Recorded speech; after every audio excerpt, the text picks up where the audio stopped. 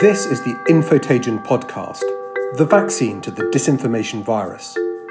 When Sir Tim Berners-Lee invented the World Wide Web, it was intended for everyone. But today it seems increasingly dominated by a few big tech companies who have accumulated huge amounts of data which shapes what we see online, including social media disinformation. So Tim has decided to make a change by launching Solid, an open source platform built to decentralize the web and give citizens more power over who has access to their data. Alongside this, they have created a new business called Inrupt to design and deliver new services built from this technology. I'm Damian Collins, and today I'm joined by Davi Ottenheimer, VP for Trust and Digital Ethics at Inrupt, based in Boston, Massachusetts, to discuss these projects. And we'll be hearing as well from our resident expert, the disinformation analyst, Dr. Charles Creel. Davi, thank you for taking part in the Infotagion podcast and joining us today. I was really interested to discuss on the podcast today the work that you guys are doing in Boston at Inrupt to try and recreate the way data works on the web. Because on the podcast series so far, we've often talked about people's personal data in the context of the coronavirus, and in particular, the various apps that different governments and health authorities have launched to try and help defeat the virus. And indeed, technology could be an important part of monitoring where coronavirus breaks out in the future, how we help people isolate or protect themselves from outbreaks of the virus. But for it to work properly, there needs to be a high level of public trust about how data is gathered, how it's used, how it could be used in the future. And so I thought that it was discussing the work that you and your team are doing would be particularly important. Perhaps just to start us off, for the benefit of the podcast listeners, you could explain just a little bit about what you do at Inrupt and the technology you're developing and how it could be used. Sure, happy to. Thanks for having me here today. And really, it's an honor to be talking to you about this. It's not just in context of the pandemic. Of course, it's in context of every future pandemic or anything that could happen to a person. Solid is really a technology like the World Wide Web itself that's meant to be a standardized way of sharing information that respects the human condition. So it's meant to make the existing protocols, Solid's meant to make protocols that we have already started on and gone down the path of developing the web on and make them more powerful in terms of having a single logon system, some centralized way of representing yourself, but a decentralized way of owning the data. In other words, making it more centric to yourself and being able to represent yourself as the owner of your own identity. So you really end up controlling all of your data in a way that today is somewhat difficult because as an economics exercise, we've seen the shift towards very large engines that are representing you and serving you, but may not have your best interests in mind. And so the technology is revamping this or taking a course correction, as we call it, is going to help us move that power shift back to the individual and away from the centralists. And this is one of the issues that people who are interested in data policy been talking about for years. How do we get to a system where people really can make their data work for them rather than just give it away as the price of accessing free services online? Correct. I think the way I've tried to frame it in the past is that we've seen a shift, I think, due to the socioeconomic conditions of the market that wasn't necessarily going to happen, didn't have to happen. In other words, when we first started with the web, it was revolutionary in that you could put up a web server and publish content the way you could have a printing press and publish a leaflet. Like you were able to generate your own content that you wanted about yourself, and you became very powerful in that sense in a revolutionary way. But along the path, there were just dynamics in the market to where the printing presses all got bought up and then provided to you, and you no longer had control of them. In order to communicate, you had to use one that was basically issued to you, and the content itself was essentially owned by someone else, even though it was yours and you were printing it. In the same way you might have seen in telecommunications used to be able to, in the true history of hacking, the original hackers in my mind were the ranchers and the farmers who, when they had barbed wire, not many people realize this, but barbed wire was actually made out of the same galvanized steel that was used for the telegraphs. So they just simply took it, extended the phone wires, and made their own phone networks. It was very upsetting to the telephone companies to have these people basically issuing their own telephone companies using the materials that were the same. So in the history of technology, you see this up-down balance where telephone companies want to be centralized, but then they get too centralized, then they get decentralized, broken up. And so what we're seeing, I think, is in terms of this over-centralization, something that is both natural because you have a back and forth, but also something that went too far and really shouldn't have gotten so centralized in such a dominant way. And we need to bring it back to the much more natural condition of rotating back towards the individual, because there's a much bigger market and much more innovation, and it's much better for both technology and people and the way that we represent ourselves. Yeah, because I think I think particularly since the Cambridge Analytica scandal, we've got used to thinking about and talking about a model of data whereby a big company like Facebook gathers as much data as it possibly can, and then says to you, well, because we've got this data, we can deliver more personal services to you, but only within Facebook itself. And the idea that instead of giving out that data away, but that you holding that data and making it work for you is very different from that Facebook model. And do you think? I also think as well. I mean, we're told by companies like Facebook that you can download your data from them. You can get back the data that they hold on you, but that's often not that useful unless it can be applied in some way. And so, is the idea of what you're working on at INRUP that you can create tools that allow people to make their data work for them? Yeah, there's a lot of different angles to this because it's such a big topic. But I think to boil it down, here's a couple examples. If Facebook is a representation of you, if you think of your body, physical body in digital terms, you have a digital body. And Facebook's representation of you is like having them take a picture of you, or which they literally do. They take a photograph and they put it into their servers, or a painter who paints a picture of you. That becomes an official representation of you in a very strange way, because that isn't you, that's their representation of you. But you want to own your own digital body. You don't want someone to say, this is who you are, and then to represent you to others without your consent and use the picture, sell your picture, sell your digital body without your consent. And in a sense, what I've tried to explain to people is this, again, in historic terms, is like taking a body and selling it on a market the way that human exploitation works. And so the digital exploitation of the body is very dangerous. In other words, if you wanted to rotate that back, you would say to Facebook, hey, that's a picture of me. That's my picture. Give me my picture back. And in a real sense, let's take a retail experience, for example. If you went into a retailer and you said, I want you to know a lot about me, like filling out a form at the doctor's office. Please fill out this form before we see you. You would say, here are the things I like. I like blues. I like blacks. I like this type of texture in my fabrics. And they would know that about you. But then a minute later, you'd say, you know what? I don't want you to know that about me anymore. I'm going to turn off that information so you no longer know that about me. Now present, again, the list of furniture. Why would you do that? I mean, for example, you might say that you're shopping for your wife, your friend, your brother, your husband. You're representing yourself as someone other than yourself because you have an interest in just finding out things about a facet of yourself. You being able to turn that off is essential. But in a Facebook model, once you give that information over, it's stored by them and it represents you almost forever, and you have no way of getting it back. And that's super dangerous for many, many, many reasons. The integrity of your own identity and being able to own your own digital body is actually something that's steeped in, when you really look at feminist philosophy, for example, it's steeped in the ability to maintain power of the individual agency and control your own destiny. It becomes a human right, essentially, and it's a language of oppression. I mean, Facebook is speaking the language of oppression, and to me is carrying on a horrible tradition of oppression, and it's almost unchallenged because of the level of power that they've accumulated.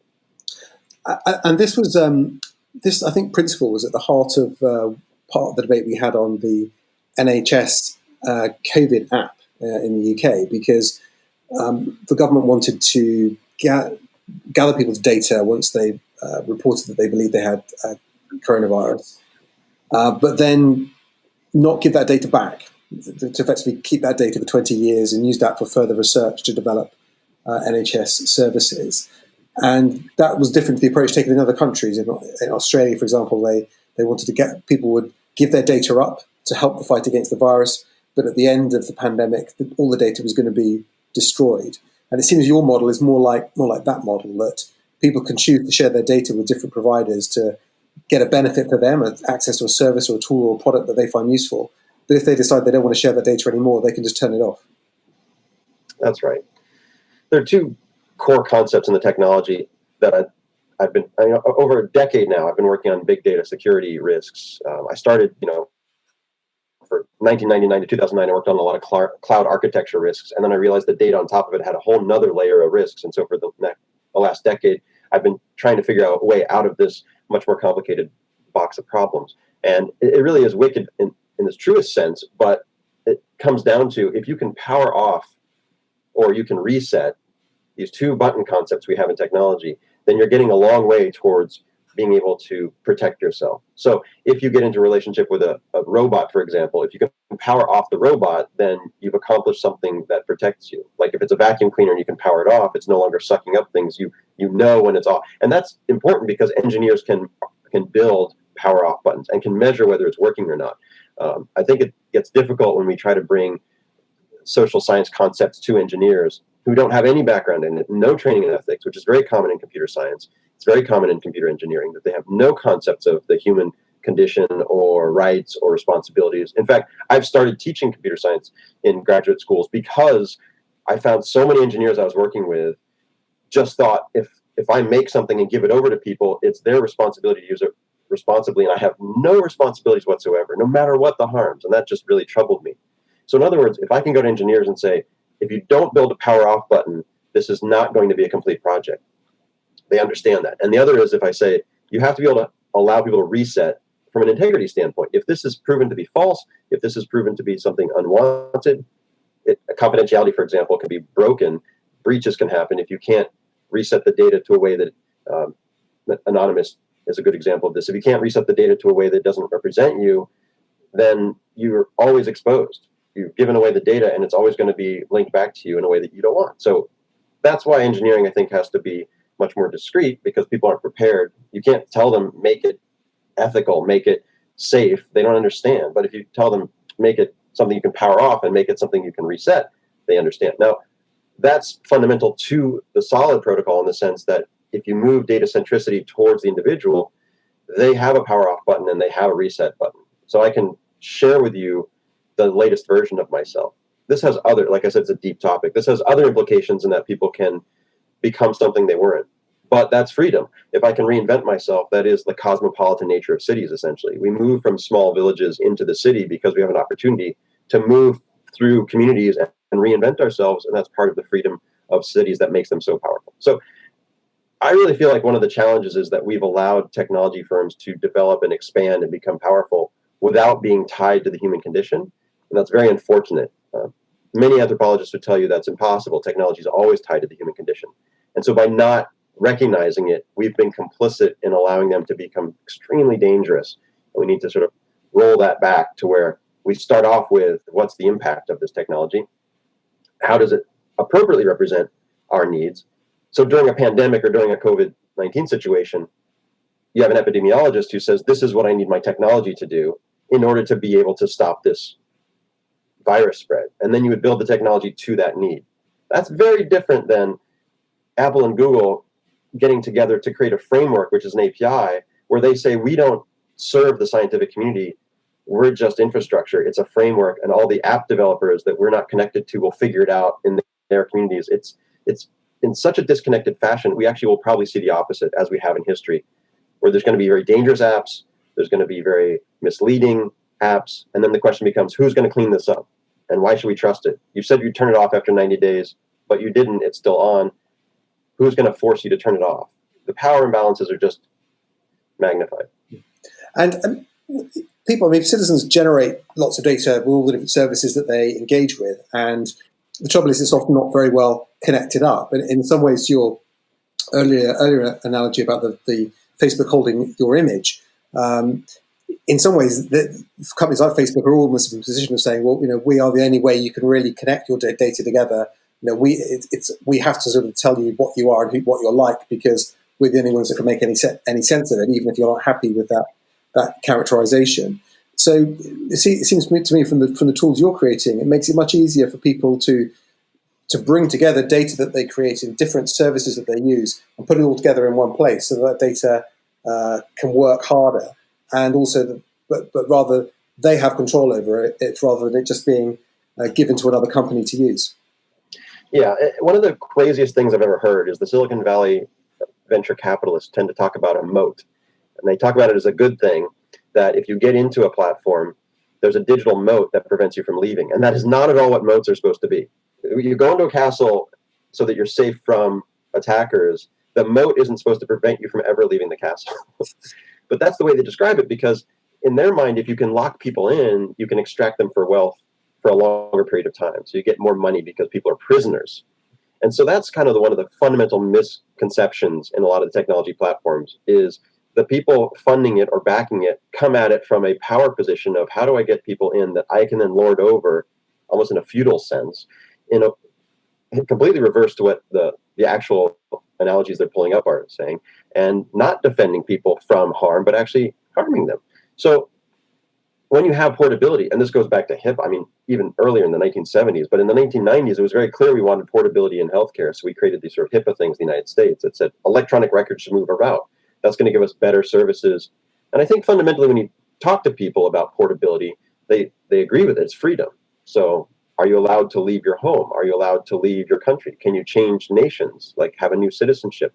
Could you change cities? Can you change even clothing? Can you leave things that you are in because you want to leave them behind? Is sort of so really fundamental to people's sense of freedom and liberty.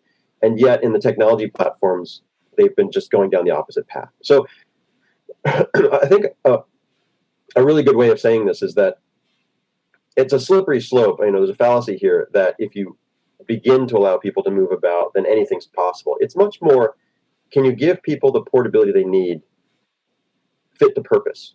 So in the case of a COVID-19, for example, could you give people the ability to share data in a way that's fit to solving the crisis? You know, 1854, 1856, 1850s were a seminal time for people figuring out germ theory, Dr. Snow and Semmelweis and a bunch of people. So they had the ability to move data around in a way that gave knowledge to people that really solved the crisis, not just invented concepts around germ theory, but they actually changed London fundamentally because they were able to make the political case for building a socialist concept of sewer systems.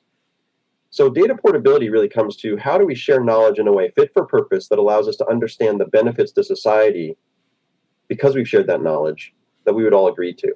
That's really where we need to move towards, is not just sharing information or portability for the sake of it, not the fact that everything can move around freely, although that is good for the market because you'll have more apps and more sharing and more access. But actually, if we think about in this pandemic, what the goal of people is that we've essentially had elected or are supposed to represent us, they can't do their job unless they have the portability of the information. They're really hampered. And so we see a sort of crisis forming around the lock-in. It serves people who've locked them in because that's profits in their pockets, but it doesn't serve society. And that's the big imbalance. That's the big shift we have to work through.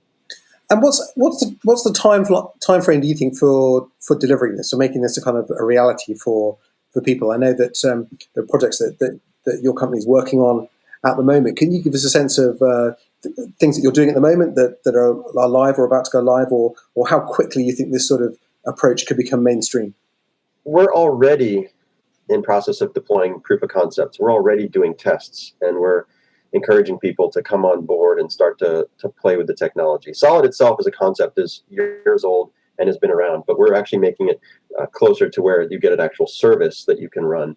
Much in the same way the web really exploded when you had the web server and the web browser. That's really where we're going, with Solid being a solid service and a solid browser that allows people to then access the data or write apps on top of the protocol. So it's hard to predict how technology ramps, but we're already at the phase of we're getting people to write use cases, test cases, apps against the initial services. So we're very close to that first phase, and then how fast it goes from there is anyone's guess. It's much faster than we anticipated, that's for sure. You know, we thought there'd be more time, but I think the pandemic has put a lot of pressure on these solutions to move much, much faster. And I think also the recognition of the inequality in the platforms and the lack of action by the platforms. So many information platforms allowing misinformation, false information to spread comes back to the question of, why can't we have people who really have a grasp of how to solve that? I mean, there's so many social scientists and there's so many people in that field who are disconnected from the technology field. You know, there's a lot of Clint Watts out there that no one's ever heard of. So if we can give them the ability to generate information and build essentially their own platform or their own apps They don't have to be on Facebook, which lords over them. They don't have to be on a LinkedIn or a Twitter that really neutralizes or reduces their influence. Then we'd actually get an upspring of better content, better information. The same way you find a New York Times and a Washington Post can evolve because we have the printing press, as opposed to them being forced through some centralized, singular voice of a nation. I mean, one of the weird things in history is you have 1934 in the United States, Roosevelt was like, we're going to decentralize communications. The FCC was created essentially to fight Nazism. 1934 in Germany was when they centralized all the communications, and nothing could be said without going through the funnel. So we're in an ahistoric mode right now. We've inverted, and the United States is building these like Facebook and Fox like centralized platforms, which was the exact opposite of what the FCC was supposed to be doing when it was created in 1934 to fight Nazism. Yeah, absolutely. That's a good point in which to bring in Charles Creel as someone who looks out for, seeks and fights extremist content online. And hi, Damian. Charles, what's caught your eye in the last few days? Well, it goes along very much with the conversation we're having today, because in the past I've talked about alternative social networks here. Specifically, I think I referred to Gab a couple times as Twitter for Nazis. But a new one has caught a lot of people's attention in the past few weeks. It's called Parlor. That's Parler. French for talk. Parlor is a Twitter-like social media platform, and it's being marketed specifically at political conservatives in the United States. It's being touted as a kind of free speech platform. Now, in America, in conservative Republican circles, there's a lot of talk about Facebook and Twitter being censors of speech, particularly around incidents where Twitter is labeled Trump's tweets as misleading, or Facebook is taken down as political ads, and so on. And so there's a conservative reaction to these platforms of censorship. So Parler is supposed to be there, and it's supposed to solve these perceived problems. They were founded in 2018, which is not very long, but they really got a lot of attention a couple of weeks ago when news broke that Katie Hopkins, after being thrown off Twitter, had moved over to Parler. And now, if you don't know, Hopkins is the ex-apprentice contestant in the UK who gained notoriety for spouting hate speech in print and over the airwaves. She's incited racial hatred messages, directed them at Stormzy, a persistent campaign against Meghan Markle, and lobbying invective at Black Lives Matter. But Twitter finally threw her off the platform, but this was for attacking victims of child sexual exploitation, and that they only did after a petition was raised against her. So it was then reported anyway that Hopkins moved to Parler and was using it to raise money on a crowdfunding website. But as it turned out, it was actually anonymous, or a claim from anonymous, that they had opened an account in her name, raised a few $100s, and they were going to donate it to charity. But surreally, once the fake Hopkins account was taken down, then Hopkins opened her own real account on Parler. So anyway, as of last year, Parler said they had 100,000 users compared to Facebook's 2.5 billion. It's a drop in the bucket. But they got a good deal of traction when Trump campaign manager Brad Parscale joined, along with people like Milo Yiannopoulos. And the user base trebled in June 2019 with 200,000 signups from Saudi Arabia. Parler said those were the nationalist movement of the Saudis, but actually it also followed Twitter deactivating hundreds of accounts that were pushing Saudi government talking points. But recently, several right-wing and conservative figures joined Parler, and that was mostly last month, around the Hopkins PR. Donald Trump Jr., Rudy Giuliani, Alex Jones, and Ted Cruz. Now, I figure they might know who Hopkins is, but they might also not know who Hopkins is, and that there seems to be a push to pull more personalities on the sites. And with personalities like that, you might wonder what the day-to-day base is like. Well, it's mostly Donald Trump supporters, far-right, alt-right, conspiratorial, anti-Semitic, anti-feminist, a very typical group of people, and that, at least according to their parlors, their equivalents of tweets. To kind of sum it up, New Statesman called it the echo chamber for hard right views that the New European said were the shrillest sounds reverberating into the void. That's our alternative social media network for the week, Parlor. Well, that's right. Well, as you know, we're not keen on echo chambers. So what I've done is I've created a Parlor account for myself. So the same, and I've posted the link to the Infotagion podcasts on my first Parlor on the site. So I thought that's my contribution to try and crack their echo chamber, to make sure that the Parlor audience at least has access to the Infotagion podcast. Terrific. Well, we should invite them to subscribe to the podcast now while they're here. Exactly. They should follow up on that, and we might get an interesting new element to the audience. One of the best examples of this is Sacha Baron Cohen, who, as a comedian, as an exercise, as sort of a court jester, goes in and tests the limits of people's ability to accept him. So he disguises himself and tries to enter communities and then push them as far as they can possibly go. And that's why it's interesting when he comes out and says, "This is not acceptable. I'm a limited speech advocate. I want speech to be stopped," even though I'm the person who's pushing. He's a classic hacker in the sense that he's like, how far outside of the periphery can I go? How much can I push these controls open? So he's the perfect candidate to get onto these platforms and then make them as crazy as he possibly can, and then say that shouldn't be allowed. Well, even extremist communities have a limit. It's a really valid point that, free speech always operates within context, and unless you're trying to promote the most incendiary free speech, then typically that's taken as a given. Yeah, it's bizarre to me too that people often think that there is this absolute speech right. It doesn't exist, and it's been repeatedly proven by the courts. And there's a pyramid of harms, and once you get to a point where it's really violent and dangerous and toxic, then it needs to be shut down. And on a more distributed platform basis, you would have individual people who are looking more closely at the content. Scientists would look at content and they'd say, this is unscientific or this is lies, and they would remove it because they have an obligation to keep their platform and for science, clear and clean. And that would be true for every community, that they would be self-policing better if they had a more distributed model of information. And everyone has a limit that's too extreme that they would regulate. So there's no completely free speech platform in that sense. Just one question, if I could. I'm really interested to know, once we have, or should we move to a model where people's data and the kinds of personality profiles that are drawn on them are much more controlled by the individual and so on, what happens with all the legacy data, and what happens with all the legacy personality profiles that have been developed over these years when it's basically been the Wild West out there? It's a super complicated question, not only because we have shared ownership. So we have a single identity that splits into two, which would be like a married couple that gets divorced. We also have people who have passed away. So who's the guardian of information that's been left behind by people who are no longer alive, that kind of thing. So how that pans out is not exactly clear. And there are actually protocols now for archive themselves. So there's a perfect example of where technology has to represent the human condition. And what it'll probably be is a number of sliders and switches. So where you get it wrong, you would be able to reset it.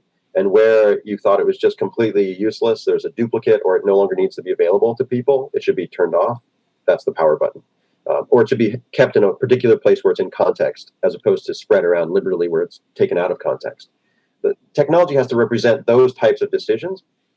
The people who are best at making those decisions are skilled in critical analysis, critical thought. So historians, for example, you walk into a library, there's 10 million books, or if you get on the internet, there's a billion web pages. How do you make sense of it? Historians are meant to go in, look at all the books, pick 2 or 3 and say, these are the definitive voices. Maybe there's not one voice because everyone was in the same situation. Everyone had different perspectives. So we have 3 perspectives as a final tally, and these are the most accurate perspectives of that. So the technology has to represent, right, where the archive, a library as an archive, where the library is, how people get into it, which things they're able to read, which things are considered the more authoritative.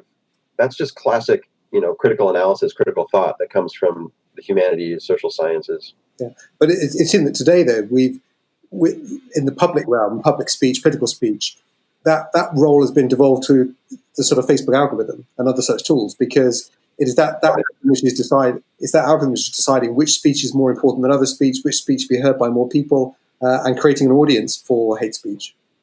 But this is such a pet peeve of mine. It's like when Uber said our prices were jacked up during terrorist threats or bombings in Australia because of the algorithm, as if it was a disembodied thing on its own that it was deciding.